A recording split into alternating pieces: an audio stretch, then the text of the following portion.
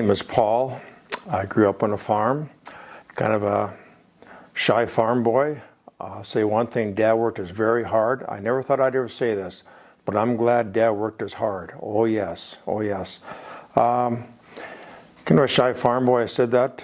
Went to church every Sunday, and I've got to be honest with you.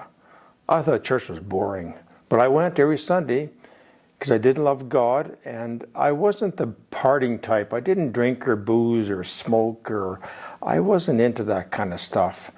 And years went by, and I'm still going to church every Sunday, and I thought church was boring. It was just kind of a religious ceremony, religious ritual act and whatever, so that's fine. And I thought that was it. So how many of you remember the muscle cars back in the 70s there? You had the Chryslers, the GM, the Ford, the American Motors, they had the AMX, and I remember the muscle cars.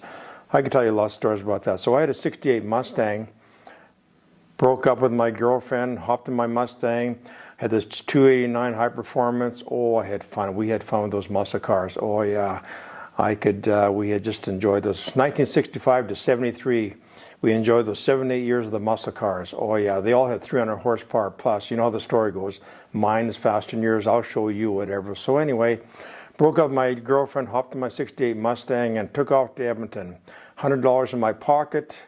I'm starting all over. Wasn't thinking. No wisdom. Where am I going to go $100 in my little 68 Mustang there? Well, I'm not a real big fella, but I need a little bit of room. So I slept 2 nights in my car. And Sunday afternoons, I always seen this older fella praying for people every Sunday afternoon at 3 o'clock. And I thought that was a nice gesture. And that was fine, nothing wrong with that. But I didn't think it was real, but I kind of believed it, but I kind of did, but I didn't. And whatever. So I hopped in my 68 Mustang, away I went, broke up with my girlfriend, slept in the car twice. I'm up in Edmonton there. Well, you know, I'm getting kind of lonely. I want to talk to somebody. I'm getting kind of, so I got this newspaper that said, are you lonely? Need someone to talk to. So I did. I phoned this number and they took me in there, and it was a local church, and they told me, I said, well, why do things happen? I'm a good person. I go to church every Sunday. And they say, well, you need a relationship with Jesus, not religion. And I thought about that.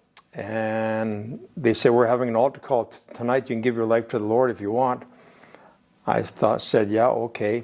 So here comes the altar call. And I went forward, and I was crying. I was serious. Tears coming down my face. I didn't know if this was real or not, because these people were praying pretty heavy, and I thought, this is real, or these people are out to lunch, or what am I doing here, or this is real. So I went forward, and I accepted Christ. I got born again. I got saved. I got my soul saved. It was wonderful. And they told me, you're now a Christian, you're a man of God. And I thought and said, well, that's nice. I didn't feel any different. But the next morning, I sure did. Oh, I was so hungry for God, I wanted to take a bite out of my Bible. I was serious. And anybody that laid my eyes on, they heard about the Lord. But I wasn't mature. I was just a baby in Christ. I didn't know nothing else and whatever.